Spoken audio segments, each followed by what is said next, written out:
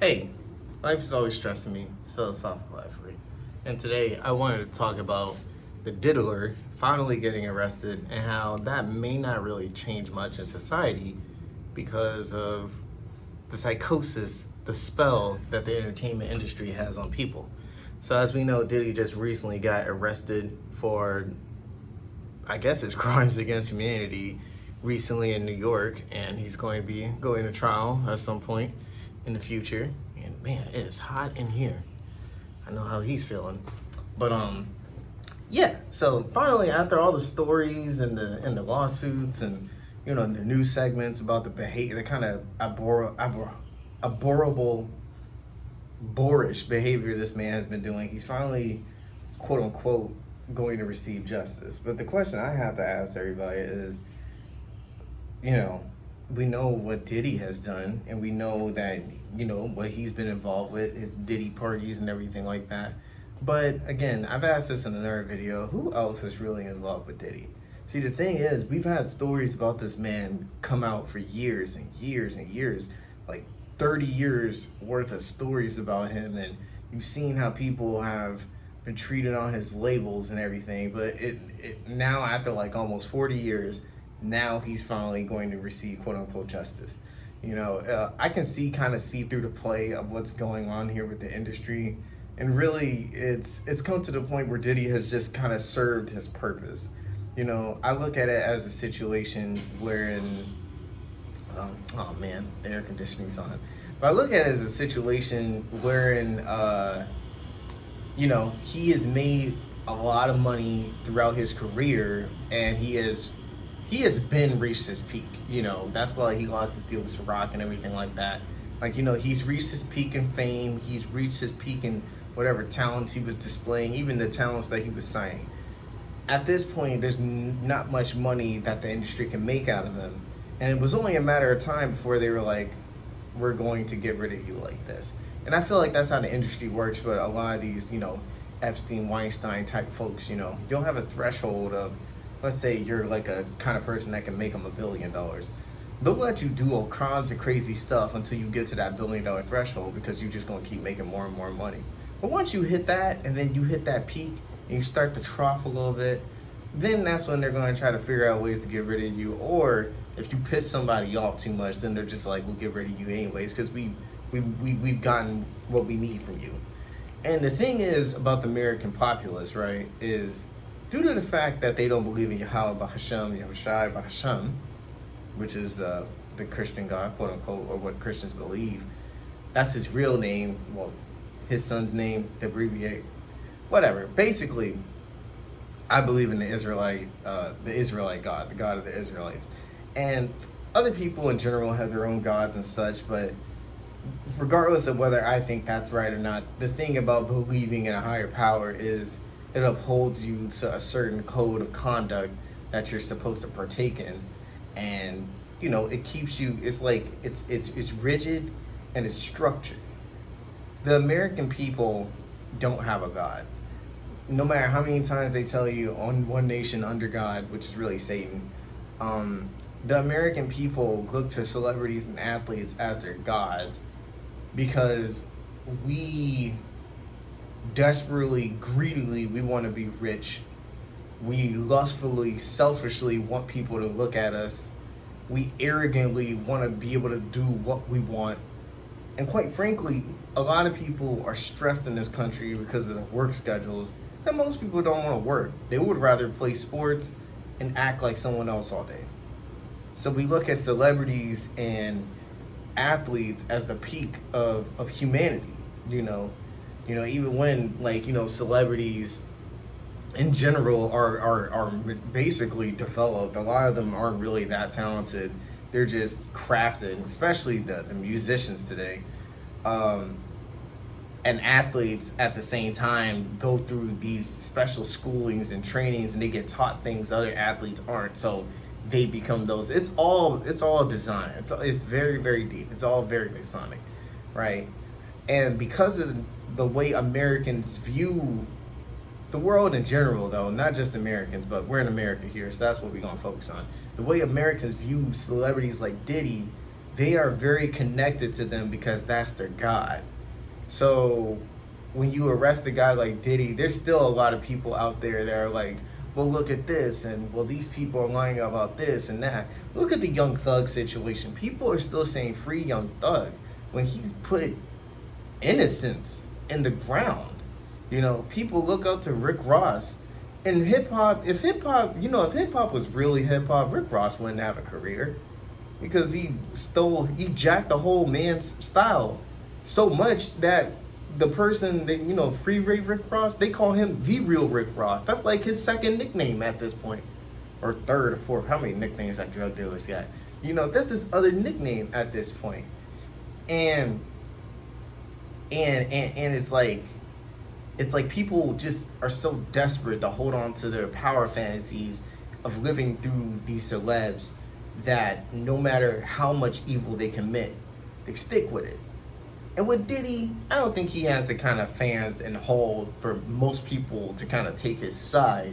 But the thing is, again, people are not asking who else has done what else. Because see, Diddy is essentially the Black Epstein. That's what makes this case so particular, because we haven't had someone arrested as on as high of a profile like Diddy since Epstein, and they both work the same way.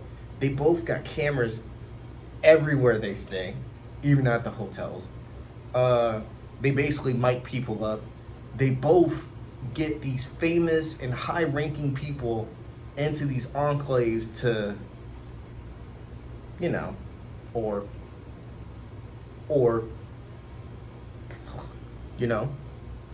all these freak parties, and they have a lot of evidence, because that's what it is. They have evidence and a lot of dirt on a lot of people. I've said this in another video, but it's there's a video out there, LeBron on a call with Diddy, and he said, ain't nothing like a Diddy party or whatever. And that's basically confirmation to me that everyone think he ain't cheat on Savannah. Nah. You're LeBron James, so if you're having fun at a Diddy party, everybody knows that you're gonna have some real fun, because Diddy's gonna have he might have twins for you, triplets, paired, like he'll have a whole congregation for LeBron. That's his boy. So, but he probably has Savannah up in there with him for all we know. Shoot, he probably was waiting to put Bronny on until everything happened and stuff. But besides that fact, people like this case is not gonna mean anything if we don't get names. That's basically the point of my video for today. We need names. No more playing around, because it's crazy how Epstein got arrested and everything, and they had all that evidence. Half of it they deleted, and it was confirmed that he was engaging with minors and everything. But nothing came out of it with nobody else. Absolutely nobody else. Nothing had. So that case, there's basically no point in thinking. That's why nobody really thinks about him, except for the occasional QAnon or whatever. I don't know. The occasional post on Twitter. Diddy is probably going to be the same thing. Again, Diddy actually has committed his crimes with other people. But the other people that get exposed, well, who knows? And that's why that's the thing that I kind of just hate about the entertainment industry, is that no matter how much evil they commit, they'll never be caught. They'll never be brought accountable, because they have too much power over us, because we're all so desperate to live lazy lives. That's really what the athletic entertainer lifestyle is to me. We may think it's hard work, and it is to a certain degree, especially just training to be on the football field, or having to sit in a makeup chair for 4 hours every day to film a movie. But in the end, though, they don't do much for our lives. They are not the fabric of society. We don't need entertainers, but we're gonna always need carpenters and, masons, and we're always going to need farmers and stuff like that. But entertainers, we don't need them. They don't need to exist. So in this Diddy case, I feel like The only way this is going to actually be positive for anyone is it has to stretch beyond Diddy. We need to figure out who else it is. I don't care if it's congressmen. I don't care if it's record execs and label people and other artists. Because again, we can't just have this be like Epstein. You can't just have Diddy exposed and no one else because everyone knows there's other people. Diddy, the operations he has, I mean, what, you think he set up all these cameras by himself? You think he set up all these cameras everywhere and hasn't caught people on tape doing things? You know, we need these people exposed because the entertainment industry has convinced everybody that we need them to live and we don't. And because of that, because of how they convinced everybody, they can just do whatever they want. And that's dangerous because that puts us at risk. Let's say your sister wants to be your sister or your cousin or wants to be a freaking movie star. They're so desperate to be a movie star, they go out to Hollywood. Let's say they get chose and they open that door and they have to get on all fours and they gotta take stuff up who knows where. Come back and they're acting Hollywood. You know, hey, acting all fake and everything. They're literally reprogramming your siblings and stuff. And meanwhile, you may have other relatives wasting their life away trying as hard as they can be to be some kind of podcaster or radio personality and everything like that. You know, like the effect of the magical spells of this industry, it's real. You know, it's real brain. They're the ones behind the brain rot that we see on social media and everything, like YouTube and stuff. You know, like this goes beyond just, oh, the diddler has been caught and he's gonna be exposed. No, the Diddy, what he represents to the American people is the ultimate evil of willful ignorance because we turn a blind eye to it. It's our fault that these situations even happen.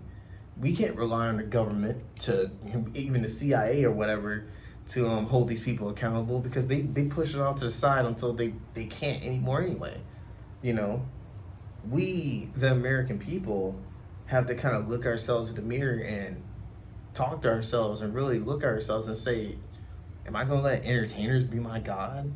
Am I going to let them get away with everything they're doing? And when I mean this, it's not like I'm saying you can, we all turn to Power Rangers and turn these people in, but, you know, maybe stop going to the movies so much, you know, or when you go to a party and you see some kind of celebrity, record them motherfuckers, you know, like that. Of course, everyone always records these guys like Michael Jordan's son doing the booger sugar and stuff like that. But like, I'm really just, the point I'm trying to make is like, just change your attitude towards this entertainment industry. Because like, too many people are never just entertained. It becomes their lifestyle.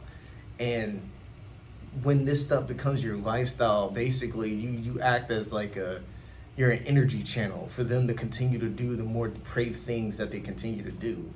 And when you act ignorant of the things that they do, you know, you basically are saying it's acceptable. So I very much so hope that it's not just Diddy that gets arrested. I hope we have some other names and everything, but if it is only just Diddy and ends up being another Epstein situation where everyone just forgets, well, the magical spell is continuing to work, and I guess we're in a bit of trouble, aren't we now? See you later.